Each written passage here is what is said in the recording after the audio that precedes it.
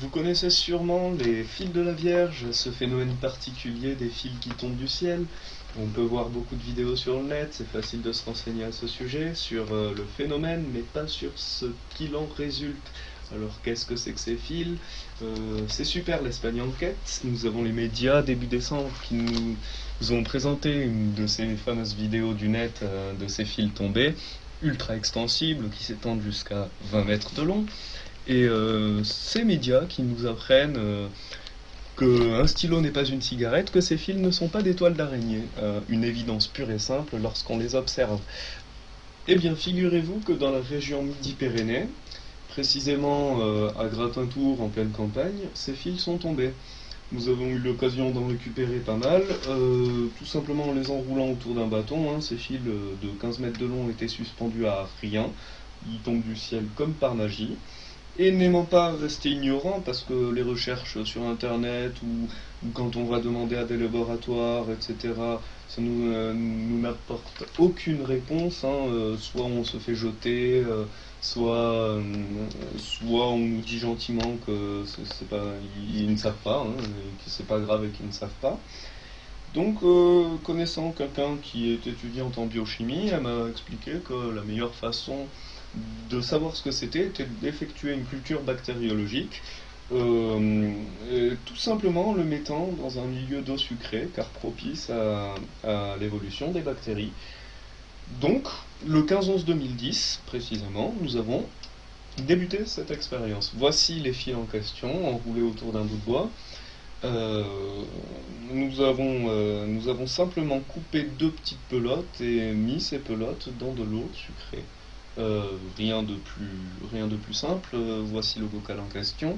Les deux petites pelotes sont ici et ici. Euh, il faut savoir que le bocal était propre et stérile au début de l'expérience. Malheureusement, la photo ne date pas du début, elle date du 18-12-2010. Nous voyons donc un début de tapis qui s'est créé, que cette culture évolue. Nous pensions à la base que c'était simplement des bactéries, comme le suggèrent ces autres photos du 18-12, où nous voyons une petite pelote ici s'échapper du sol et remonter, qui maintenant se situe ici. Sur cette photo, on aperçoit deux pelotes, sur celle-ci aussi. Donc la culture se passe bien jusqu'au 18-12 où nous pensons que les bulles d'air créées par les bactéries étaient responsables des mouvements dans le bocal. Or, quand on atteint cette période du 5 et 7-1-2011, où nous avons fait pas mal de clichés intéressants, où on voit l'évolution complète d'une masse de fibres interconnectées entre elles, et nous avons pu mettre en évidence ces mouvements que l'on a évoqués tout à l'heure via une soixantaine de clichés, espacés de 2 minutes, qui défilent devant vos yeux. On voit clairement que ce déplacement n'est pas dû à des bulles d'air ou à de l'électricité statique.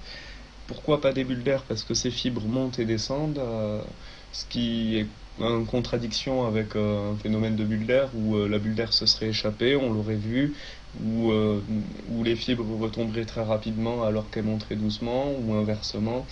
Enfin, ça ne rentre pas dans cette logique-là. Et pourquoi pas de l'électricité statique? Parce que, parce que ce n'est pas possible dans l'eau. Euh, les, de simples expériences le confirment. Mettez des fibres qui réagissent à l'électricité statique dans l'air, elles ne réagiront pas à l'électricité statique dans l'eau, tout simplement, parce que la matière ne le permet pas. Donc on se trouve face à quelque chose qui a l'air vivant. Ce n'est pas non plus la chaleur, parce que si ça avait été le cas, les mouvements seraient bien plus lents et les fibres ne redescendraient pas aussi rapidement.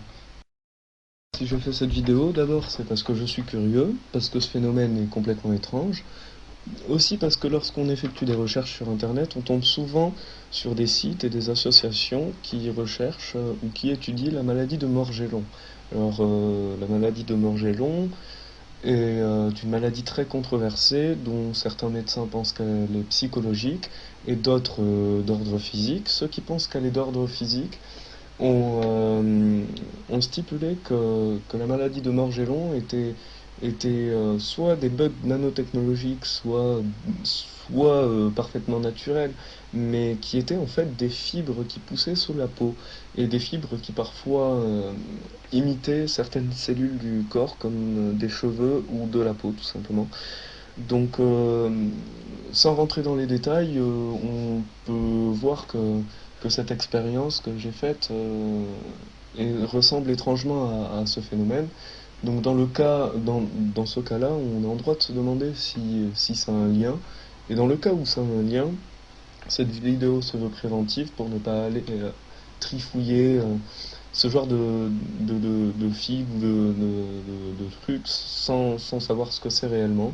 Donc quand ce phénomène se produit, d'éviter d'aller inhaler les poussières, d'aller toucher, d'aller ramasser les fibres comme une photo vous avez été présentée, la main pleine de fibres, etc. Parce que ça peut être dangereux. Une amie à moi est tombée malade un jour après la pluie de fibres. Ce n'est peut-être pas lié, mais on ne sait jamais. Elle se veut tout simplement informative, cette vidéo, parce que la plupart des gens n'ont pas connaissance de ce phénomène. Si les gens, après avoir vu cette vidéo, veulent tout simplement se moquer de moi pour diverses raisons, je leur dis au revoir. Et si il y a par contre des gens qui sont là pour m'apporter de l'argumentation et un semblant de réponse, alors ils sont les bienvenus. Merci de votre attention.